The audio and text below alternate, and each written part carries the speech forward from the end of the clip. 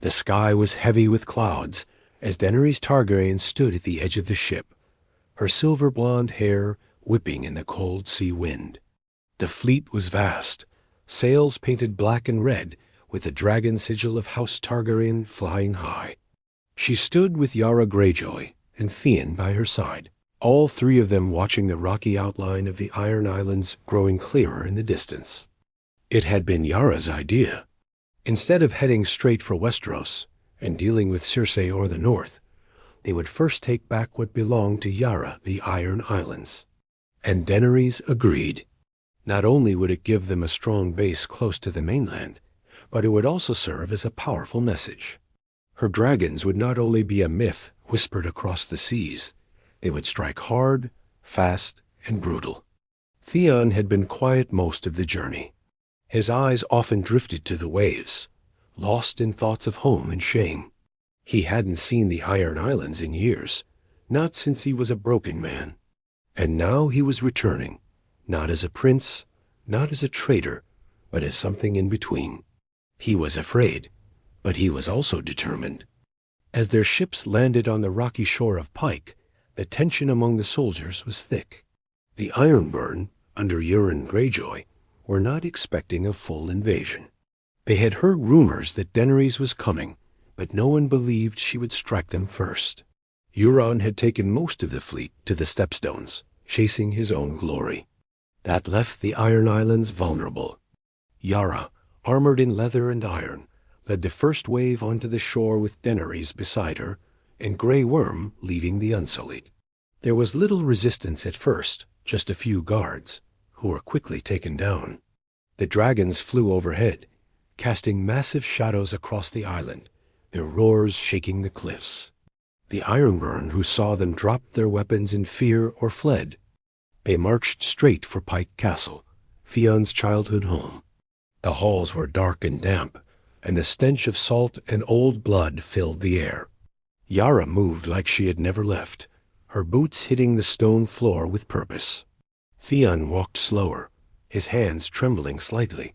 He hadn't forgotten Ramsay's torture, and every corner of Pike seemed to whisper those memories back to him.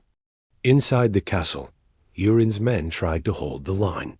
They were fierce, drunk on sea blood and battle songs. But they were no match for Daenerys' army. The Unsullied moved with discipline, cutting through their ranks. The Dothraki, wild and brutal, joined the fight, screaming war cries that echoed through the island. It was over in hours. By nightfall, the Iron Islands belonged to Daenerys Targaryen and Yara Greyjoy. The banners were torn down and burned. The red three-headed dragon now flew over the gray sky of the Iron Islands. In the main hall, Yara stood before the Ironborn captains. She did not ask for loyalty. She demanded it. "Bend the knee to your rightful queen," she shouted, her voice like thunder, "or be thrown into the sea." Some hesitated. Others spat curses, but most dropped to their knees. They knew better than to fight a dragon queen. Daenerys watched silently, her face calm but cold. This was not just a victory, it was a warning to the rest of Westeros. She had come not to beg for thrones, but to take them. Later that night, they sat around a fire. The air was thick with the scent of salt and smoke. Theon sat beside Yara, staring into the flames. He had fought today not well, not like before, but he had stood and swung his blade. That was enough for now. Daenerys turned to him. "You did well today." Theon nodded, eyes still on the fire. "We all did." She looked out toward the sea, her face unreadable. The Iron Islands were just the beginning. Now that they had a base, her real war could begin. The winds howled across the Iron Islands as storm clouds gathered above, but Daenerys stood tall on the cliff edge, her eyes locked on the dark waves below. Drogon perched behind her, wings folded but alert. News had spread faster than the winds, Daenerys. Targaryen had taken the Iron Islands. Lords in the Reach, the Riverlands, even the Westerlands, were whispering now. The Dragon Queen was no longer just a foreign threat, she was on their shores. Yara had wasted no time. She began rebuilding the Iron Fleet with what remained of her ships and the captured ones. For every Ironborn who bent the knee, she offered command. For everyone who resisted, she gave them the sea. The message was simple: loyalty or death. The Ironborn understood only strength, and Yara now had dragons to back her. But something darker brewed in the shadows. Euron Greyjoy had heard the news. His laughter echoed through the stepstones when the raven came. "Let the silver-haired witch enjoy her little victory," he said, tossing the scroll into the fire. "When I return, I'll rip those dragons apart with my own hands." He was mad, no doubt, but he wasn't a fool. Euron had sailed with dark sorcerers, bartered with shadow priests, and gathered strange weapons from the ruins of Valyria. His fleet was larger than ever black sails, stitched with madness and fire. He was coming back, and he was bringing hell with him. Back on Pike, Daenerys sat in the war room, a dimly lit stone chamber with maps laid across the table. Yara stood over the map, drawing lines across the seas with a dagger. "Euron will return," she said. "He won't forgive this. He never does." "I want him to come," Daenerys replied. Her voice was calm, but fire burned beneath it. "Let him see what happens when you threaten me." But Theon looked uneasy. "You don't understand him," he said, his voice low. "He doesn't fight fair. He'll strike when you least expect it. He'll burn villages just to draw you out." Daenerys studied him for a moment. She could see the fear in his eyes, but also something else knowledge. "Then tell me how to beat him," she said. Theon hesitated. "We can't wait here. We have to meet him at sea. Surprise him. Hit him before he hits us." Yara nodded. "He's right. We use the dragons. Burn his fleet before he even reaches the islands." Daenerys looked at Drogon through the open window. His red eyes glowed in the dark. "Then we strike first." Preparations began at once. The Dothraki didn't like ships, but they liked burning things, and they liked war. The Unsullied cleaned their blades. Dragons flew over the water, scouting the horizon. And Theon, he went to the lower docks alone, where no one followed. He stood in front of the old iron-borne longships, boats he once trained on as a boy.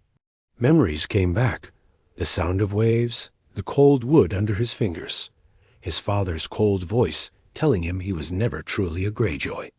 And now he had a chance to change that. But deep down, he feared something more than death. Euron. That night, the sea was black and quiet.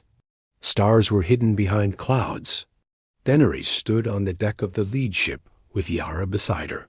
The fleet moved slowly, silent like wolves before a hunt. Suddenly, a cry rang out from the crow's nest. "Sails!" On the dark edge of the horizon, dozens of torches lit up the sea. Euron's fleet had arrived, but not in retreat, and not by surprise. He had known. He had been waiting. A twisted horn blew from the enemy side, a deep, bone-chilling sound.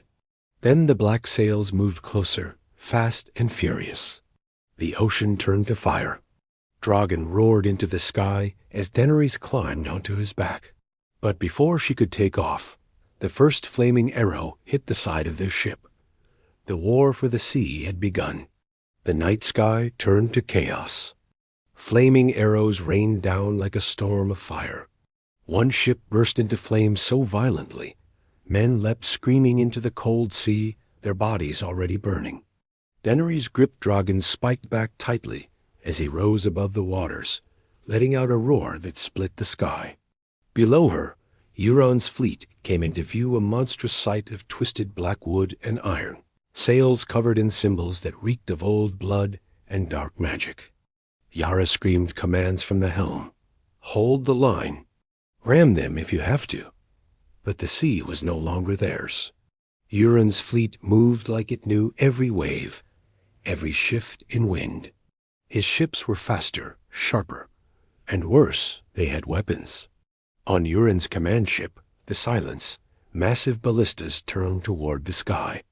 Each one was loaded with bolts dipped in black poison, carved with markings not seen in generations. One bolt fired, slicing the air with a sharp hiss, and missed Drogon by inches. The next one grazed his wing. Daenerys felt Drogon flinch beneath her. Blood sprayed into the sky. "No," she whispered, gripping tighter. "Burn them all." With a furious screech, Drogon dove down, flames bursting from his throat, lighting up the sea. One of Euron's ships exploded in a scream of fire and death. Men ran, some dove, others burned alive. But for every ship Drogon burned, 2 more seemed to rise from the mist. Meanwhile, Theon found himself face to face with his worst nightmare. Euron's boarding ships hit the side of their vessel with a thunderous crack. Ironborn screamed as grappling hooks pulled the ships together, and then the real bloodshed began. Swords clashed, axes tore through armor, and bodies were thrown overboard like trash. Theon fought, but he was slower than he used to be. His blade shook in his hand. He saw the face of a man he once knew, a crewmate from his youth, stabbed through the neck right beside him. The sea splashed red. Then he heard it. A laugh. That horrible, taunting laugh. Euron had arrived. He jumped down onto the deck, with a madness in his eyes that no man should carry. He wore no armor, only a black coat and his favorite axe, blood already dripping from it. "Well, well," Euron grinned. "The little kraken with no spine. I was hoping you'd be here." Theon froze. Yara saw him from the other side of the deck and tried to push toward him, but she was surrounded. Euron raised his axe and charged. Theon ducked the first swing, barely. The second grazed his arm. Pain shot through him, but something else rose to rage.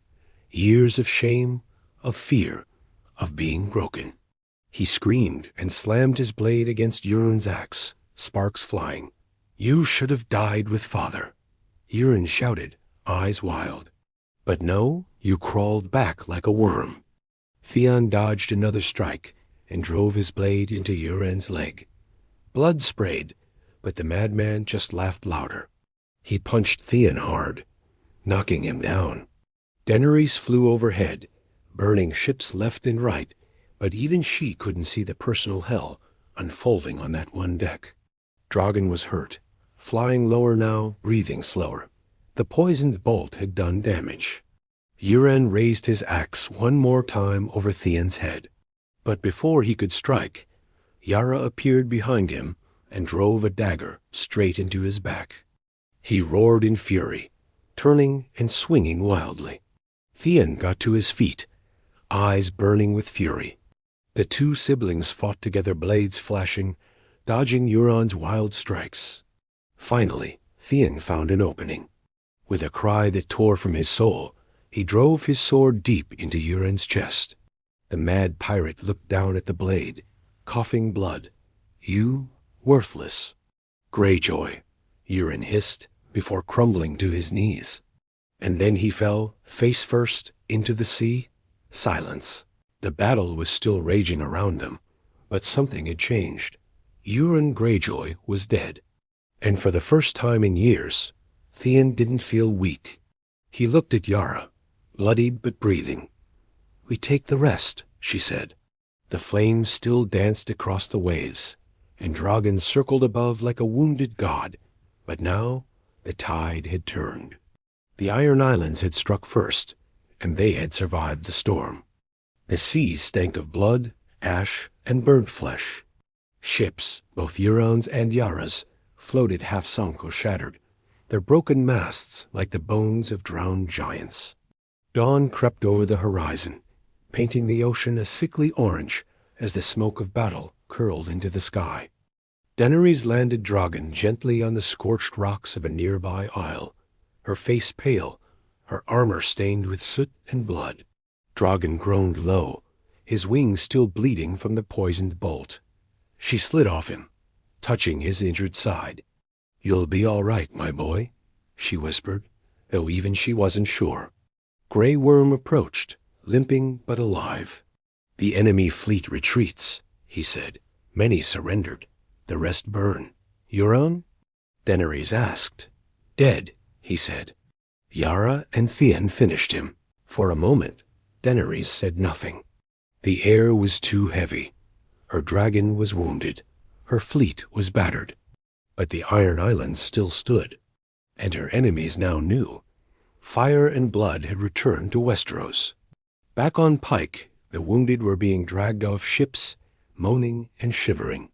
Ironburn survivors whispered of dragons that screamed like gods, of ships swallowed whole by fire.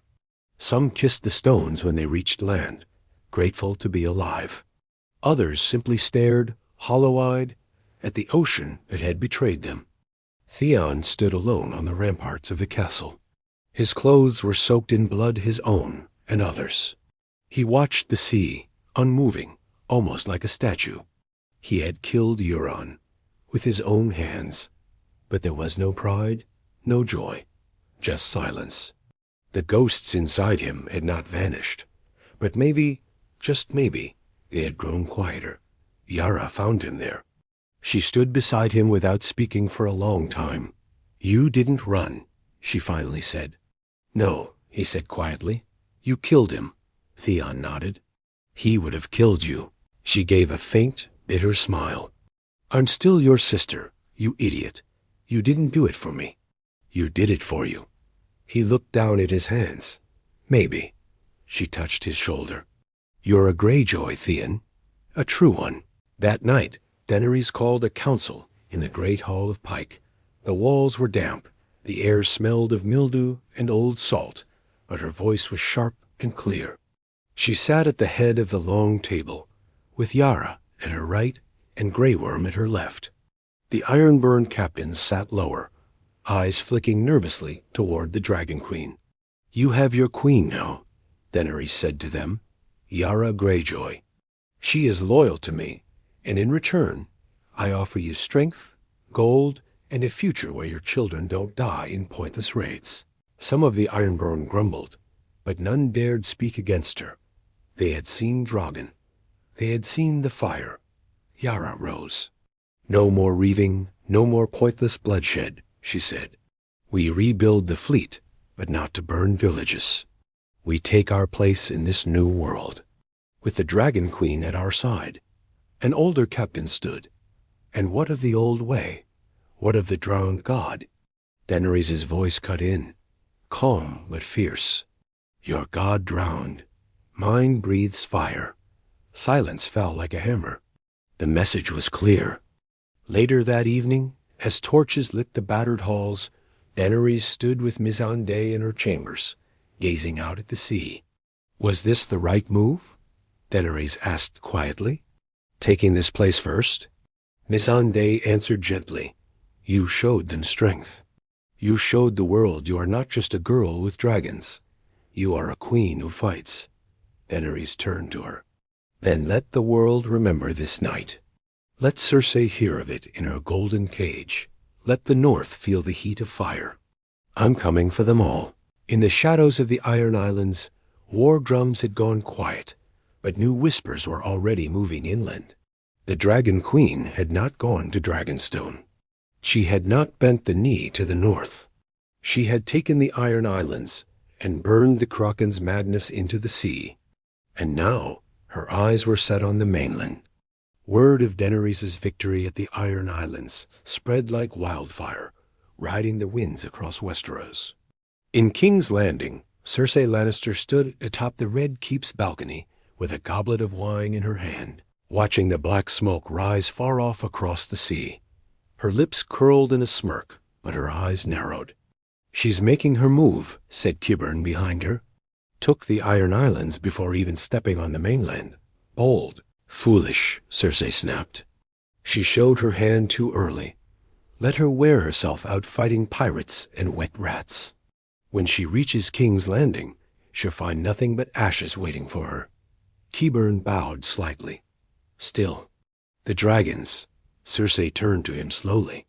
"Then we'll find a way to kill them." Again, back on Pike, Daenerys was preparing for the next step. The Iron Islands were secured. Euron was dead. Theon and Yara had rallied the surviving Ironborn under her command. Drogon was still wounded, but healing fast, and Rhaegal and Viserion circled overhead, impatient and hungry for war. The next move wasn't easy. Many of her advisors pushed for Dragonstone, but Daenerys had tasted the sea's salt and blood. She wanted to strike harder, deeper, not wait behind some ancestral fortress. She gathered her council once more. "We don't stop here," she said. "The Westerlands grow fat, while the rest starve. The Lannisters built their power from stolen gold and dead men's backs. That ends now." Yara frowned. "The Westerlands? That's no easy march. They won't surrender." "I don't want surrender," Daenerys said coldly. "I want them to fear me." Theon glanced at her. There was fire in her voice, again real fire, the kind that made people kneel or die. He saw in her eyes the same look Euron once had, that hunger for domination, and it chilled him, just a little. Still, the plan was made. A small strike force would head toward Fair Isle, a Lannister-held island between the Iron Islands and the mainland. It was rich, arrogant, and unguarded. A perfect target. But something strange began happening on the Iron Islands. Whispers, nightmares. Men waking up screaming from dreams of the sea, swallowing them whole. Some claimed to hear Euron's voice in the wind. Others swore they saw ships at night with no sails, just shadows moving across the water. Then a boy went missing. Then a crew. Yara tightened patrols. "Ghost stories," she said aloud. But in private, she worried. Theon worried more. Night, he sailed into the ruins of Valyria. He came back with eyes that never blinked. Daenerys didn't like superstition. "He's dead. I saw his body sink. And yet something feels wrong," Theon said. "It's in the water." A week later, the first ship left for Fair Isle. It never arrived. A second went. Burned wreckage floated back. Daenerys climbed on Drogon and soared out herself, with Yara and a few ships trailing behind. When they reached the waters near Fair Isle, they found the truth. Dozens of ships floated there, untouched by wind, black as night. No sails, no crew, just dot stillness. Drogon snarled above them, uneasy. Yara's face turned pale. "Those aren't ships," she whispered. "They're traps." Suddenly, something screeched from beneath the waves, a sound that didn't belong to any man or beast. And then it came. From under the water, massive black chains shot up, wrapping around one of the ships, pulling it under. Men screamed. Something dragged them down, not just drowned them, devoured them. Daenerys flew higher, but a dark mist was rising now. Drogon coughed mid-air, wheezing. The sea had turned against them. Back on Pike, Theon stared at the black horizon. He had felt it before it came, deep inside. Like something had crawled back from the grave. "Euron's not done," he said. Yara looked at him in disbelief. "We saw him die. His body, yes, but not his madness." Because what no one knew, what even Daenerys hadn't guessed, was that Euron had bargained with things not meant to walk this world. And in death, his debt had come due. The Dragon Queen had taken the sea. Now the sea had come to take her back. The ocean groaned like a wounded beast as black mist rolled in across the Iron Islands, covering the cliffs, the ships, and even the dragons. It wasn't fog, it felt alive. Thick and wet, it clung to the skin, crept into lungs, and turned the air cold with dread. Daenerys pulled Drogon higher into the sky, trying to rise above it, but even the clouds seemed poisoned. Drogon hissed again, fighting to breathe. Below, Yara's fleet was falling apart. Sailors screamed as unseen shapes moved beneath the water, their screams swallowed by the mist. Rhaegal and Viserion circled lower, confused, roaring at shadows that didn't make sense. Daenerys could barely see Yara's ship anymore. "Fall back," she shouted from the sky. "Retreat! Pull back to Pike." Yara didn't argue. The sea had turned. This was no battle. It was a trap. They turned their ships back, leaving behind the burning wreckage and that cursed mist. But even as they sailed away, no one dared speak. Not until the black fog faded and the sky returned to its gray self again. Back on Pike, panic was spreading. The surviving ships limped into the bay, torn and scorched. Some returned with no crew, just blood on the deck and claw marks on the wood. Grey Worm stood at the docks with his soldiers, but even they looked unsettled. Theon met Daenerys as she landed with Drogon, who collapsed on the rocks, still wheezing. His eyes were dull, his wings still wounded, but it was more than injury. Something unseen had touched him. "I told you," Theon said, his voice grim. "Euron didn't fight alone." Daenerys stared at the sea, jaw clenched. "What did he do?" "He made a pact," Theon replied, "with something older than dragons. The drowned god is real, at least something is. Euron gave himself to it, and now he's become it." Yara frowned. "He's dead. We stabbed him. He bled." Theon shook his head. "His body died. His soul didn't. He lives in the water now." "He is the water." Daenerys looked at the ships. "Then how do we kill him again?" No one answered. That night, Pike didn't sleep. Sailors lit fires on every dock. Soldiers stood guard facing the sea, not the land. Even the Ironborn prayed, something they hadn't done in years. The winds howled through the broken towers like whispers in a foreign tongue. Some said they heard Euron's voice again, calling from the cliffs. "Come down to me." The dragons refused to fly. Rhaegal clawed at the stones restlessly. Viserion growled at shadows. Drogon barely moved, his breath shallow. Daenerys sat by him, touching his scaly hide. "I should have burned his body," she whispered. "Left nothing behind." Missandei came to her quietly. "You couldn't have known." "But I should have. I came to take thrones, not fight spirits. I brought dragons for men, not monsters." Missandei looked at her. "Maybe that's why you need help." "What kind of help?" "The kind that understands death." Far away in the north, the old magic still stirred. And Daenerys had one name in mind. Jon Snow. She had ignored him before, refused to wait. She came west with dragons and fire, thinking it would be enough. But this was something older, darker. She turned to Grey Worm. "Send a raven to the north. Tell Jon Snow we need him. Tell him. The sea is haunted." Theon clenched his fists. "If he comes, he won't like what he finds." "What do you mean?" Theon looked up at her, shadows under his eyes. "Because if Euron is the sea now, then Pike is already cursed, and we're already drowning."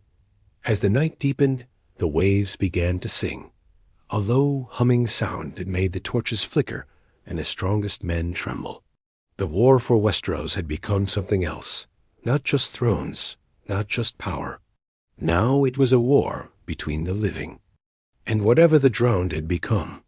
The raven reached Winterfell in 2 days, cutting through frozen winds and blizzards, carrying only one line: "The sea is haunted. Come." Jon Snow read the message in silence. The words were strange. Not a plea, not a command, but something between warning and desperation. He looked out over the north, quiet under snow. The fight here was over. The dead had been pushed back, the Night King gone. But peace was a lie. Westeros was never at peace. And the sea, it seemed, was now calling him. He left that same night, without fanfare or counsel. Just Ghost at his side, and a small band of men who still followed him anywhere. Gendry, Davos, a few others. Enough to sail, enough to fight if needed, but not enough to slow him down. When he reached Pike, the smell hit him first salt, fire, and rot. The island looked cursed. Ships sat blackened in the bay. The sky hung heavy, like it knew something evil had landed. The people looked hollow, like they'd already lost a war no one else could see. Daenerys stood at the cliffs waiting. Jon dismounted and approached her slowly. Their last meeting hadn't ended well. She had left without him. declared her own war. But now, you came, she said quietly. I always do, he replied, eyes scanning Drogon, who was still grounded, still weak. What happened here? He asked. She turned her gaze to the water. The sea fought back. Inside the castle, Daenerys laid everything out. The ambush at Fair Isle, the black ships that rose without men, the mist, the screams. And Euron dead, yes, but not gone. Jon listened, then turned to Theon. You believe it's him? Theon nodded. He went into Valyria. He came back different. Now, he's not a man anymore. He's a curse. The sea belongs to him. Jon stepped back, thinking. Then we stop fighting him at sea, he said finally. We make him come here? You want to invite him to Pike? Yara snapped. We burn this place with him in it, Jon said. He's tied to this place, his blood, his gods, his madness. This rock gave birth to him. Maybe it can bury him too, Daenerys understood. We set a trap. That night, the signal fires were lit. High flames danced on every cliff, every tower, every dock. The dragons, still weak, but recovering, were chained to posts on the shore, bait to draw him out. Ships lined the harbor, unmanned and filled with wildfire barrels. And then they waited. The sky turned black. The sea turned silent. Then came the humming, not from throats, but from the water itself. It rose in the harbor, Euron's fleet, not sailing emerging. Ships that looked rotted, alive, draped in seaweed and bones. Figures walked their decks, half men, half corpse. Sailors that had drowned in the last battle now returned with blue eyes and hollow screams. And at the front Euron, but not the man they had killed. He was changed. His skin pale, veins blackened like ink, his eyes burning blue like the Night King's. He had no axe, now only a trident made of driftwood and bone, humming with dark power. He didn't speak. He simply raised his arms. The water rose. Jon shouted the signal. Arrows launched. Flaming bolts struck the wildfire barrels. The harbor exploded. Green fire erupted into the sky, swallowing ship after ship. Screams echoed from both the dead and the dragons. Rhaegal took flight, coughing smoke, fire trailing from his mouth. Viserion followed, crashing into a half-burned ship and unleashing a final blaze. But Euron didn't fall. Flames danced around him, but didn't touch him. He stepped onto the shore. Drogon, weak but alive, let out one final roar. Daenerys climbed on his back. He dies tonight, she said. Jon ran toward Euron, sword drawn. Lone claw flashed in the firelight. Euron met him with a laugh that sounded like waves crashing on bones. Steel met bone. Fire met darkness. Jon fought like a man possessed. Daenerys circled above, flames raining down. But Euron wouldn't burn, wouldn't bleed. Until Drogon struck. With a final roar, he sank his claws into Euron's chest and dragged him toward the edge of the cliff. Euron screamed, thrashing, as if something inside him was being torn out. Daenerys leapt from Drogon's back and drove a spear tipped with dragon glass through Euron's heart. The scream that followed wasn't human. It came from the sea, the sky, and every drowned sailor that ever lived. And then silence. Euron's body dissolved into black water. His fleet, his ghosts, his curses gone. The sea calmed. Later, as dawn broke, Jon and Daenerys stood on the edge of Pike, watching the sun rise over quiet waves. He's gone, Daenerys said, voice hollow. For now, Jon replied. But we've both seen what comes back. She nodded. Then we keep fighting, together. Jon looked at her. No more secrets. No more thrones. Just the living, she said. And for the first time, the Iron Islands were quiet. The sea, finally, was still.